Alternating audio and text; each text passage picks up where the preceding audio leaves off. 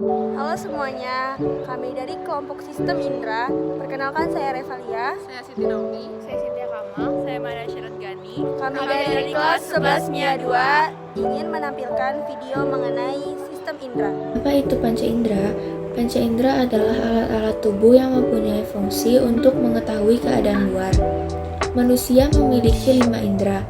Yang pertama mata sebagai indera penglihatan, kedua telinga sebagai indera pendengaran, ketiga hidung sebagai indera pembau, keempat lidah sebagai indera pengicap, dan yang kelima ada kulit sebagai indera peraba. Pertama, saya akan menjelaskan mata sebagai indera penglihatan pada manusia. Indera penglihatan disebut juga fotoreseptor karena mata sangat peka terhadap rangsangan cahaya. Mata bagian luar terdiri dari pertama, alis mata yang berfungsi untuk melindungi mata dari keringat. Yang kedua, kelopak mata dan bulu mata yang berfungsi untuk melindungi mata dari benda asing.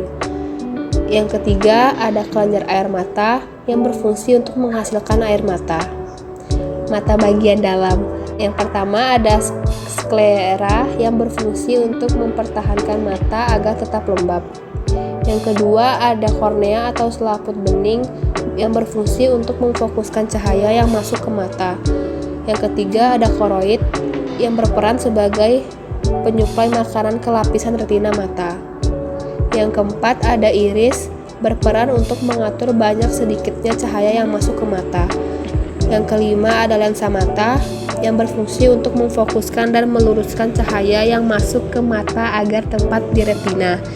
Yang keenam ada retina, tempat terbentuknya bayangan ke benda. Dan yang terakhir ada saraf mata yang berfungsi untuk meneruskan cahaya ke lensa mata. Kedua, saya akan menjelaskan tentang indera pendengar manusia, yaitu telinga. Telinga selain berfungsi untuk indera pendengaran, ia juga berfungsi sebagai alat keseimbangan. Telinga dibagi menjadi 3 bagian, yaitu telinga bagian luar, yang terdiri dari daun telinga dan lubang telinga. Yang kedua, telinga bagian tengah, yang terdiri dari gendang telinga dan tulang pendengaran. Tulang pendengaran ini terbagi 3. Yang pertama, tulang martil, yang berfungsi untuk meneruskan getaran dari gendang telinga ke tulang pendengaran. Yang kedua, ada tulang landasan yang berfungsi untuk meneruskan getaran dari tulang martil ke tulang sanggurdi. Yang ketiga, ada tulang sanggurdi yang berfungsi untuk meneruskan getaran dari tulang landasan ke tingkap oval. Yang ketiga, ada telinga bagian dalam yang terdiri dari 3 saluran tengah lingkaran, 2 koklea atau rumah siput, dan yang ketiga saluran eustasius. Saluran eustasius adalah saluran sempit yang menghubungkan telinga tengah dengan telinga bagian belakang tenggorokan. Saluran ini terbuka saat kita mengunyah, bersin, dan membuka mulut. Saluran eustasius ini berfungsi untuk menjaga keseimbangan tekanan udara di dalam maupun di luar rongga telinga, sehingga gendang pendengaran tidak mudah rusak. Selanjutnya saya akan menjelaskan tentang indera pembau manusia, yaitu hidung yang berfungsi untuk merespon rangsangan bau. Hidung memiliki beberapa bagian. Yang pertama lubang hidung, kedua rongga hidung. Di dalam rongga hidung terdapat selaput lendir dan bulu hidung yang berfungsi untuk menyaring debu dan kotoran yang masuk ke dalam hidung. Ketiga, tulang hidung. Keempat, selaput saraf pembau atau olfaktori yang berfungsi sebagai penerima rangsang berupa bau, yang merupakan reseptor utama indera penciuman manusia. Ketika ada aroma di dekat kita, saraf pembau akan menerima dan melanjutkannya ke otak, sehingga kita dapat mengetahui bau tersebut. Kelima, serabut saraf ke otak, yang berfungsi untuk mendeteksi zat kimia yang ada dalam udara pernafasan, dan juga berfungsi untuk penghantar rangsangan dan penghantar respon. Keenam, silia saraf pembau atau bulu hidung, yang merupakan rambut-rambut yang terdapat di bagian bawah serabut saraf pembau, yang berfungsi untuk menyaring udara yang masuk sehingga kotoran yang masuk ke dalam hidung kita tidak mengganggu sistem pernafasan. Ketujuh, lendir yang berfungsi untuk menghasilkan mukus atau ingus yang melindungi kita dari berbagai macam kotoran atau bakteri.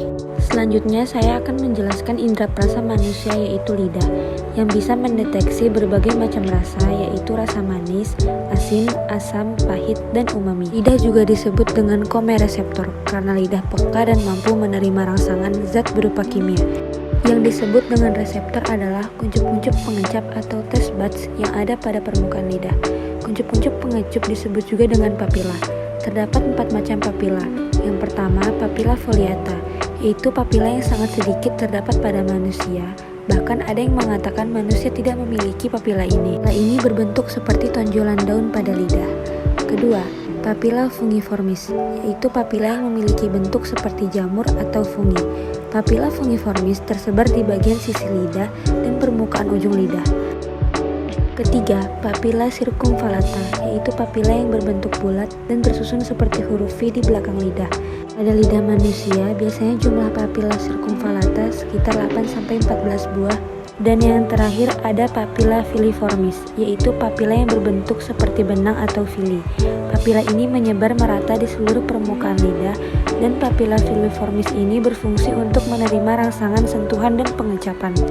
Sensasi rasa pada indera pengecap. Yang pertama, manis. Sensasi rasa manis dihasilkan oleh banyak senyawa organik, contohnya gula dan coklat. Rasa manis juga berkaitan dengan kandungan karbohidrat pada makanan. Yang kedua, asin. Sensasi rasa asin dihasilkan dari ion-ion potasium dan sodium. Yang ketiga, asam. Biasanya berkaitan dengan kandungan acid atau asam pada makanan, contohnya buah jeruk dan lemon. Yang keempat, pahit. Sensasi yang dihasilkan karena kandungan alkaloid, contohnya pada nikotin dan kafein. Rasa pahit juga berkaitan dengan makanan yang telah busuk. Yang kelima, umami. Rasa gurih atau umami dapat diperoleh secara alami dari berbagai macam bahan makanan seperti kaldu, kerang, udang, tomat, bawang putih, jamur, santan, dan lain-lain. Yang terakhir, saya akan menjelaskan indera peraba manusia, yaitu kulit, yang berperan agar manusia dapat menyadari adanya sentuhan, tekanan, panasnya suhu di sekitar, getaran, hingga rasa sakit. Terdapat 3 lapisan pada kulit. Yang pertama adalah lapisan epidermis, yaitu struktur kulit terluar pada manusia dan selalu mengalami regenerasi karena peluruhan sel-sel kulit mati setiap harinya. Fungsi kulit epidermis ini yang pertama adalah untuk membentuk sel-sel kulit baru, kedua untuk memberi warna pada kulit, dan yang ketiga untuk melindungi lapisan kulit di bawahnya. Kedua ada lapisan dermis.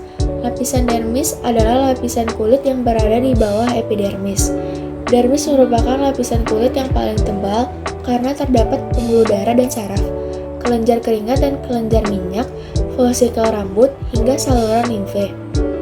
Fungsi dari kulit dermis ini yaitu untuk merasakan sakit dan sentuhan, memproduksi keringat dan minyak, menumbuhkan rambut, mengalirkan darah yang menutrisi kulit, dan untuk melawan infeksi.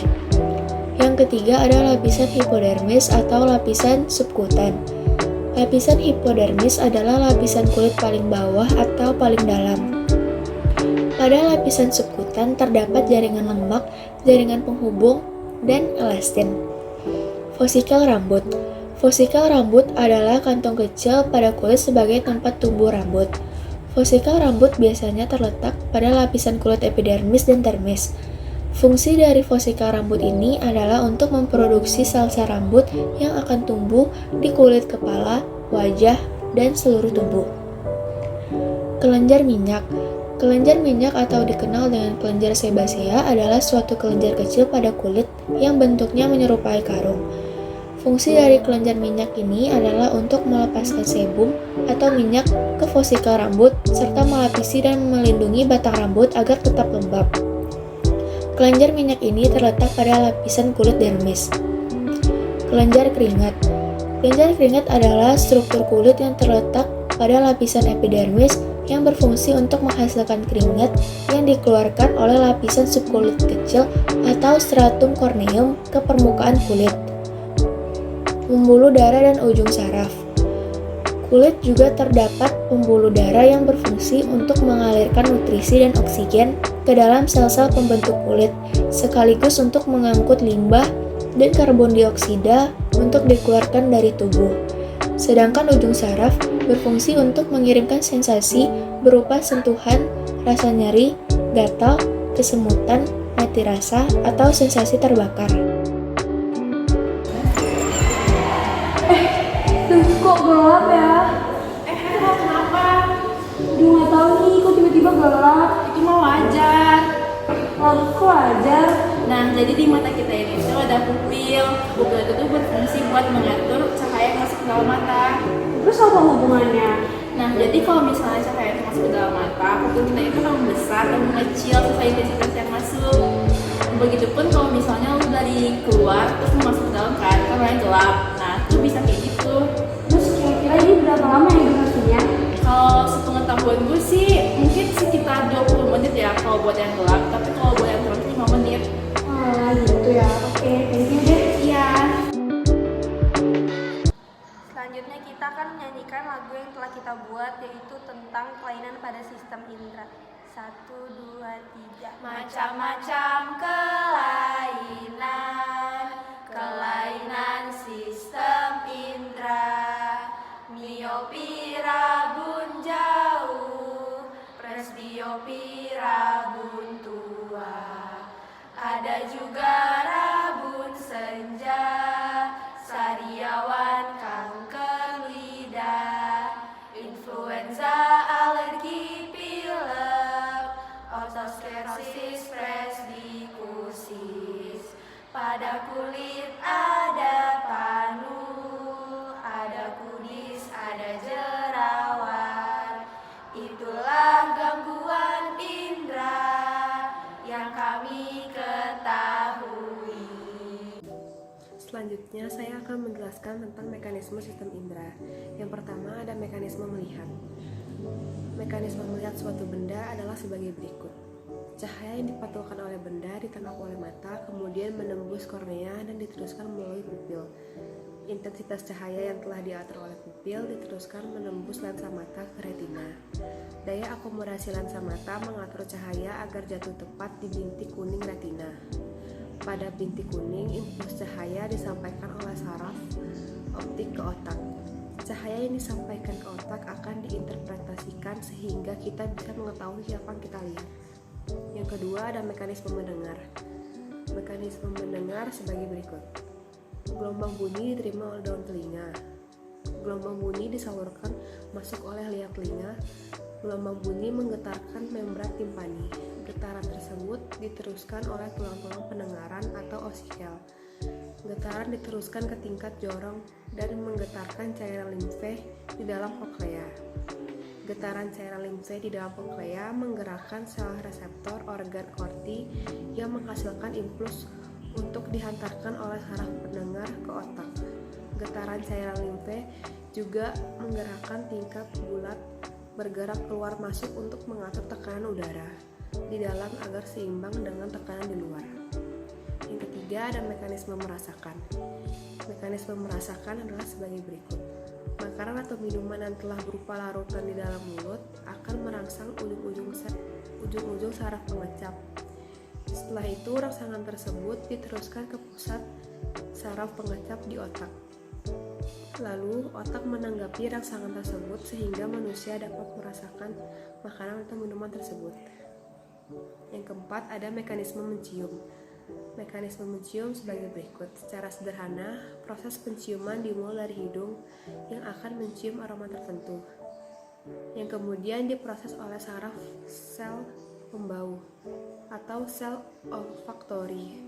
Dari sini, aroma tersebut akan diteruskan menuju otak untuk diidentifikasi dan kita pun langsung akan mengenali aroma tersebut.